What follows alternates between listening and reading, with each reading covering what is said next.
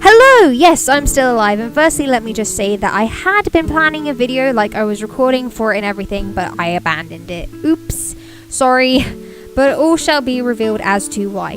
So originally I had abandoned it due to stress, feeling alone from feeling the strain of the teenage nightmare. Exam stress. Yeah, big ew to that. On top of that, I had been prepping for my A-level exams, and I also had work. Now, like most 18-year-olds, I work in fast food, which is hardly fast, and, well, it's far from glamorous. It's been extremely stressful, tiring, and you realise how crap people are and minimum wage is.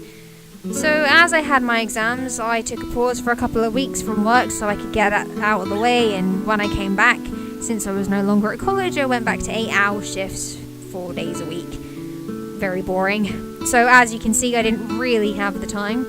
So just for some context, it's very important, over the years I have been so healthy, I haven't needed to go to the GP once. In fact, I was no longer registered with them. Anyway, so things started to get a bit iffy when I was at work around the end of July. So I was working one Saturday on drive-thru. It was stressful and sucked a lot. My manager that shift wasn't the most pleasant, and I went on my break for lunch, came back, and I felt really sick, to the point I had to go home. And later, my manager sent me a message, and it's clear to see what they really cared about. Thanks. So the next week, guess what? It happened again! On the next Saturday, I felt so sick, and I even vomited that I had to go home. Now, in August, we had a very hot summer here in England, and at work, part of our equipment had a fault which made the kitchen unbearable. People were getting sick left, right, and centre. Now, I was losing sleep at first due to heat, then my mid-upper back started to really ache after a colleague had hugged me so tight my back popped in 3 places, and I also had started to lose my appetite, and I got I got dehydrated fast. I didn't get hydrated at all, my bad. My walk to work went from 35 minutes to 40 minutes to 50 minutes and then to an hour. I'd start work 15 minutes late due to pain and literally to the point I was in tears. One day my mum just said that enough was enough, and she made me go to the GP, only because I'd been so healthy, I actually wasn't registered anymore, so I had to re-register. And at this point I'd started vomiting like every day. So on the 16th of August, I was re-registered at the GP, and on the 17th, I went to see my GP. Now at the GP, I was basically told to try a yoga pose to ease the back pain and eat a little and often to help with the slow starvation. At one point, I couldn't even focus on what was being said as I felt like I was going to be sick all over her carpet, and I threw up in the bathroom. Luckily, I was going on holiday, so I wouldn't have to work. On the 18th of August, woke up early, and guess what? I was sick again, before we even went to Devon. And when we were there, things got worse. So I was sick every day, up until the 23rd of August. I developed bad tonsillitis, I had experienced a stabbing pain on my right hand side near the shoulder, I couldn't sleep at night, I was only able to nap during the day, I was constantly exhausted, and I looked awful.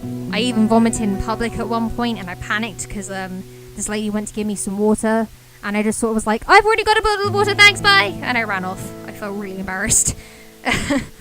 Anyway, on the morning of the 23rd, I phoned 111, which in England it's a helpline for if you think you need emergency advice for medical things.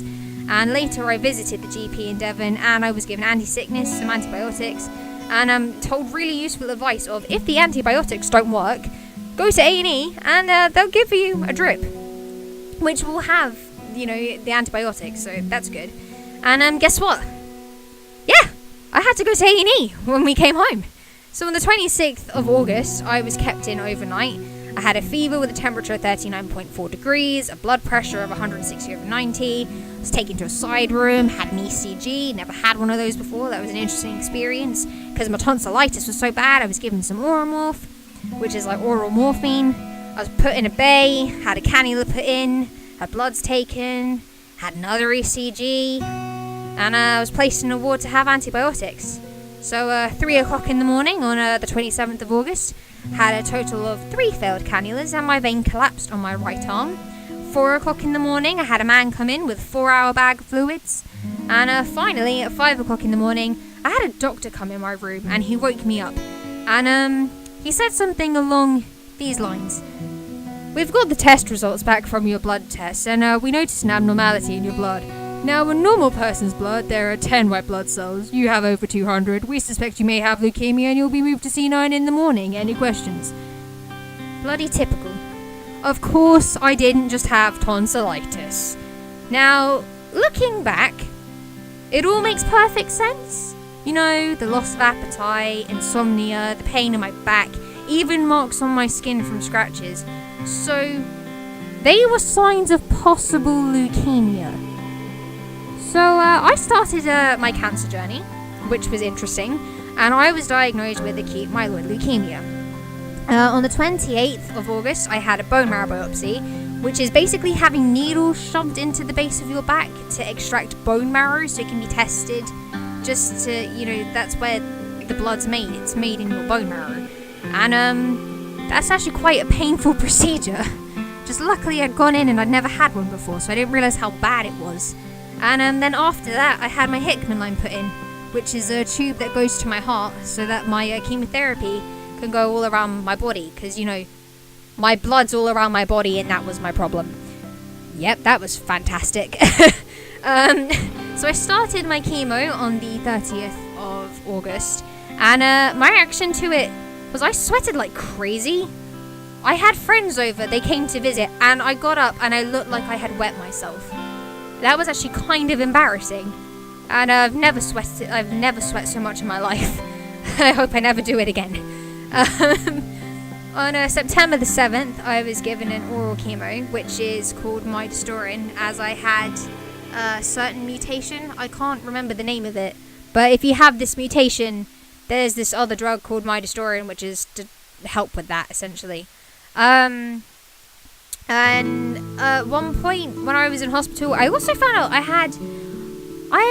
found out I had a blood clot near my lung, or I thought it was near my lung. It turns out now that I know it was in my lung, so I had a blood clot in my lung, but apparently having blood clots is quite common during these things, because I wasn't the only person that had one. There was another girl I knew, or I had heard of, and she had a blood clot in her neck, her parents were telling me about. So I guess blood clots are quite common things during chemo. I to my knowledge, I don't know. Anyway, on the 22nd of September, I was all done with my chemo, like my first round, and I was allowed to go home, and I missed it for a bit, until my siblings then drove me insane. And on the 28th of September, I had my second bone marrow biopsy, so that was more painful because I was expecting it.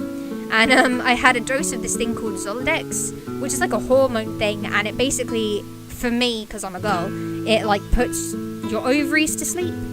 I don't really know how to explain it.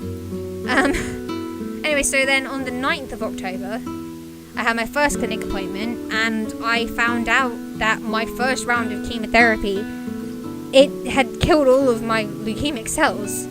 I was in remission, and then I was just to start a second round of chemotherapy just to make sure I'd be safe. And then 2 days later, on the 11th of October, I was readmitted due to a spike in temperature caused by my chemotherapy. So that was interesting. On the 12th of October, while I was in hospital, I experienced, perhaps for me, what was the most terrifying experience of my life.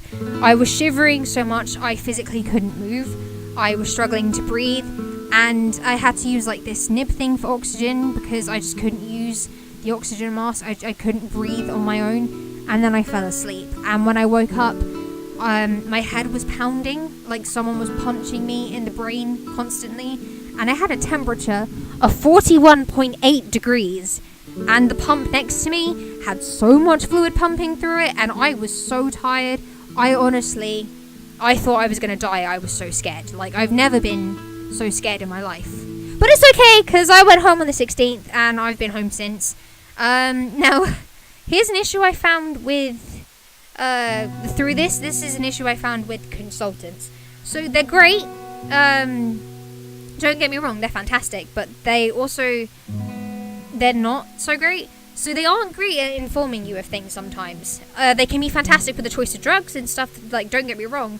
Like, I'm thankful that the mix that my consultant chose worked.